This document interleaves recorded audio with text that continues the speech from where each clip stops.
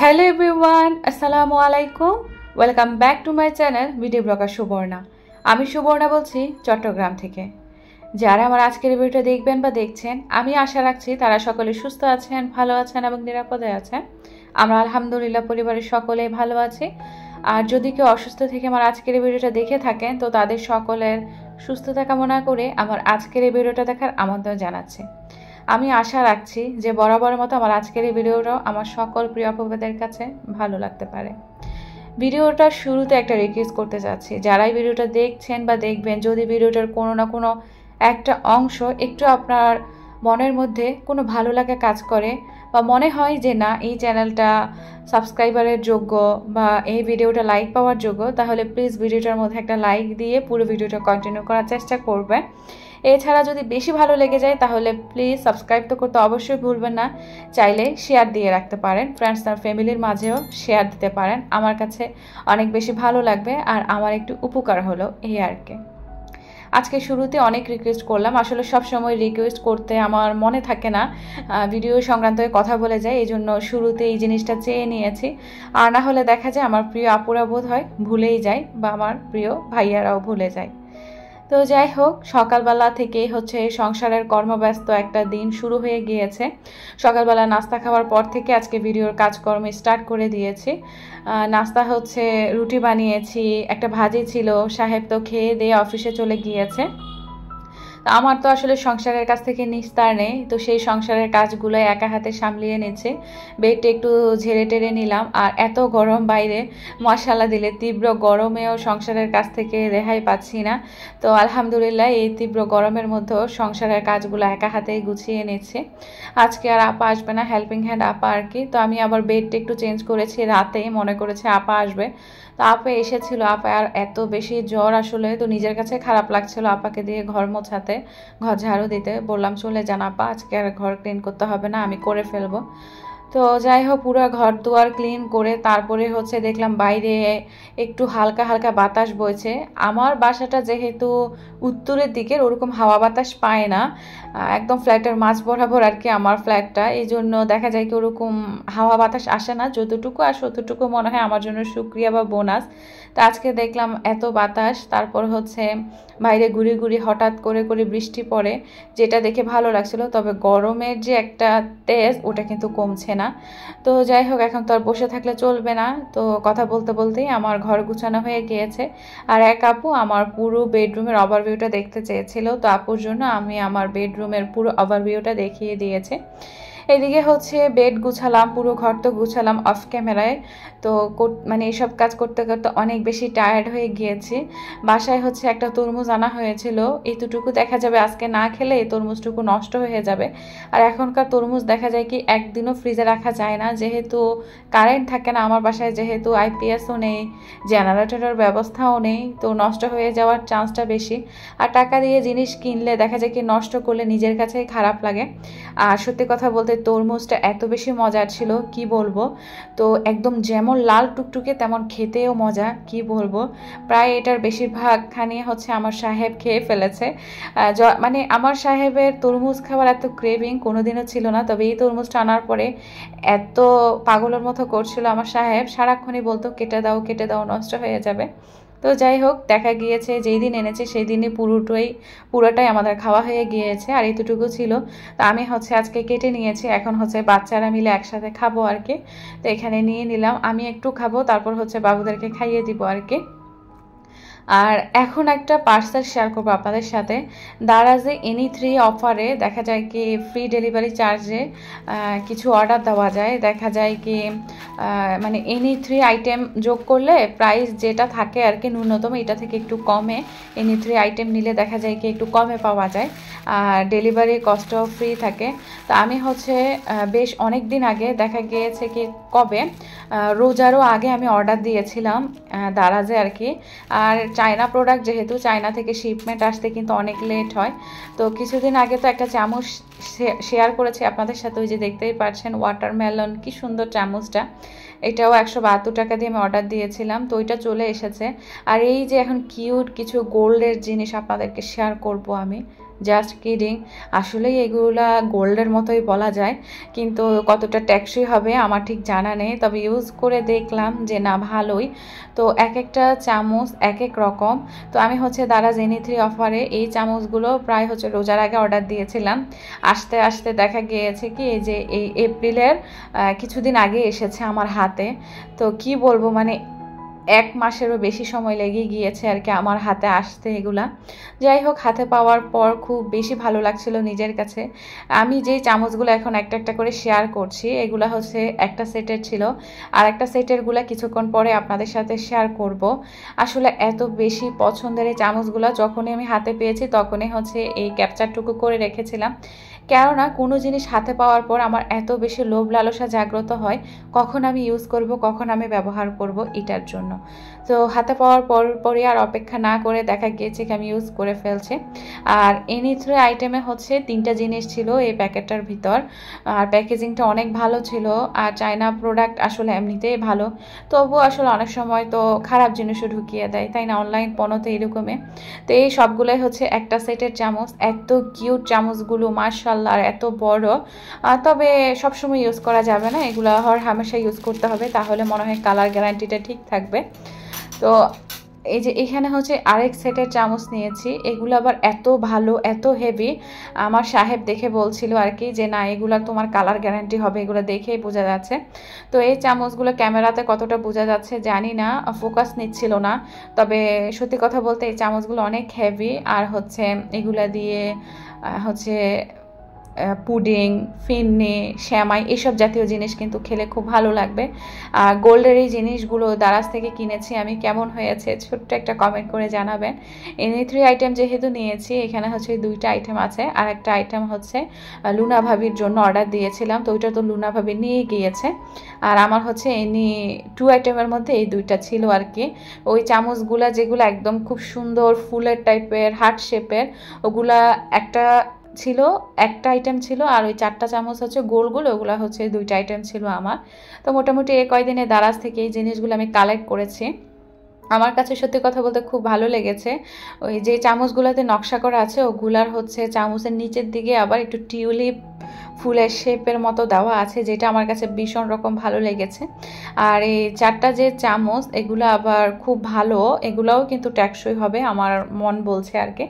তো এই কিউট চামচগুলো আমি এরকম একটা কি বলবো, এটা হচ্ছে কেতলির মতোই আর কি আমি রেখে দিয়েছি এটার ভিতরে। আমার কাছে এত বেশি ভালো লাগছে, আর মনে হচ্ছে যে আমার ডাইনিং টেবিলে রাখার জন্য এগুলাকে বানানো হয়েছে আর কি, এরকম মনে হচ্ছে আমার কাছে।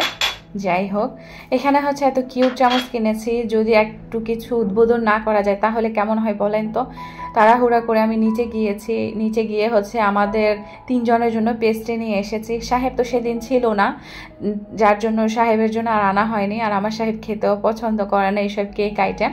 তো আমার মেয়ে বারবার আমাকে বলছে, মা আমার জন্য হার্ট শেপের যেটা আছে আই লাভ ইউ চামচটা ওইটা আমাকে দিবা, মানে ওর বায়না যে ওকে এটা সব সময় দিব আমি। তো যাই হোক, মেয়ের বায়নাতে তাকে তার হার্ট শেপের চামচটা দিলাম। তো আমরা সবাই আমাদের পছন্দ মতো চামচ নিয়ে বসে গিয়েছি, এখন খাওয়াটা এনজয় করে নিচ্ছি। আর আমার আব্বু আম্মুকে শিখাচ্ছি আর কি, মানে আমার ছেলে মেয়েকে শিখাচ্ছি, বাবা বিসমিল্লাহ বলে শুরু করো। মাশাআল্লাহ, ওরা এত বেশি তৃপ্তি সহকারে খেয়েছে। আমি এই চামচগুলো কিনে যতটা না এক্সাইটেড, তার চেয়ে বেশি এক্সাইটেড আমার মেয়েটা। আমার ছেলেটার এসবের প্রতি কোনো ফিলিংস নেই, তবে আমার মেয়েটা খুব ভালো চেনে সাংসারিক জিনিসপত্র, মাশাআল্লাহ। তো যাই হোক, মেয়েটা হচ্ছে অনেকক্ষণ ধরে চাটুনি পুটুনি খেলো আর কি প্লেটে। তারপর ওই থালা বাসনগুলো ধুয়ে স্টেইনারে রেখে দিলাম। তারপর তো মূলত হচ্ছে দুপুরের রান্নাবান্নার আয়োজনে চলে এসেছি। আজকে দুপুরবেলার রান্নার আয়োজনে থাকবে সাদা প্লেন পোলাও, সেই সাথে হচ্ছে চিকেন রোস্ট করেছি, দেশি মুরগি যেটা ওটা দিয়ে রোস্ট করেছি। আমি সচরাচর আসলে দেশি মুরগি দিয়ে রোস্টটা করি না, ব্রয়লার মুরগি দিয়ে করি, যেহেতু বাচ্চারাও খায় আর নিজেদের কাছেও সত্যি কথা বলতে ভালো লাগে, কেননা দেশি মুরগিতে তেমন কিছুই থাকে না। সেই জন্য। আর হচ্ছে ডিপে কিছু মিট বল রাখা আছে, তো সেগুলো হচ্ছে আজকে একটু ভাজবো। আর এখানে হচ্ছে একটু ডিমের কোরমা করব। প্যাকেট যে মশলাগুলো থাকে ওগুলা দিয়ে হচ্ছে আমি আজকে ডিমের কোরমাটা করব, সেই সাথে হচ্ছে চিকেন রোস্টটা করব। এখানে হচ্ছে আমি পোলাওটা আগে থেকেই করে নিয়েছি। আর প্লেন পোলাও তো সবাই কম বেশি পারেন, ডিটেলস আকারে ওইভাবে শেয়ার করলাম না। আর এখানে হচ্ছে আমি আমার ডিমের কোরমাটা যে করব ওইটার জন্য সব কিছু করে নিচ্ছি। আমি কাউকে আসলে রান্না শেখানোর জন্য এখানে আসিনি, বা কাউকে কোনো কিছু শেখাতেও আসেনি। আমি নর্মালি যেভাবে রান্না করি বা যেভাবে আমার ডেইলি লাইফ স্টাইলটা আমি মানে গ্রো করি বা যেভাবে আমি পালন করি, সেটাই কিন্তু আমার চ্যানেলের মাধ্যমে আমি উপস্থাপন করছি। তো আপনাদের যদি ভালো লেগে থাকে তাহলে আপনারা আপনাদের সংসারের কাজে অ্যাপ্লাই করবেন, দ্যাটস ইট, আর কিছু না। তো এখানে হচ্ছে আমি প্রথমে ডিমগুলোকে একটু জর্দার রং আর হচ্ছে লবণ দিয়ে তেলের মধ্যে ফ্রাই করে নিয়েছি। তো এপিট ওপিট হালকা ফ্রাই করে উঠিয়ে দেন আরেকটা কড়াই বসিয়ে দিয়েছি, পরিমাণ অনুযায়ী একটু তেল দিয়েছি, একটু ঘিও দিয়েছি যাতে ভালো লাগে। সেই সাথে হচ্ছে পেঁয়াজ কুচি, পেঁয়াজ বাটা, গরম মশলাগুলো দিয়ে দিয়েছি, রসুন পেস্ট, আদা পেস্ট, তারপর হচ্ছে আমি বাদাম পেস্ট করে রেখেছি, কিশমিশ বাটা দিয়েছি, আর টক দই দিয়েছি, লবণ দিয়েছি, আর হচ্ছে একটু মরিচের গুঁড়া দিয়েছি। আর কোরমার যে মশলাটা পাওয়া যায় ওটা আমি দিয়েছি পরিমাণ অনুযায়ী। সেই সাথে হচ্ছে আমি একটু টমেটো সস দিয়েছি পরিমাণ অনুযায়ী। তো সব কিছু মশলাপাতি দিয়ে তারপরে মূলত আমি একটু ঝোলের পানি দিয়েছি। ঝোলটা যখন তেল উপরে উঠে গিয়েছে তারপরে মূলত আমি ভাজা ডিমগুলো দিয়ে দিয়েছি, ঝোলের পানি দিয়ে দেন একটু মাখা মাখা করে আমি একটু হালকা চিনি দিয়ে নামিয়ে নিয়েছি। আর উপর থেকে একটা কাঁচামরিচ দিয়েছি আস্ত আর কি, ফ্লেভারের জন্য। তো যাই হোক, আমার হচ্ছে কোরমাটা হয়ে গিয়েছে, ডিমের কোরমাটা। আর এদিকে হচ্ছে আমি ওই যে রোস্ট রান্না করব। আর রোস্ট তো মনে হয় সবাই কম বেশি পারেন, আমার কাছে খুব ইজি মনে হয়। আর আমার পোলাওয়ের সাথে বেস্ট কম্বো হিসেবে মনে হয় রোস্ট।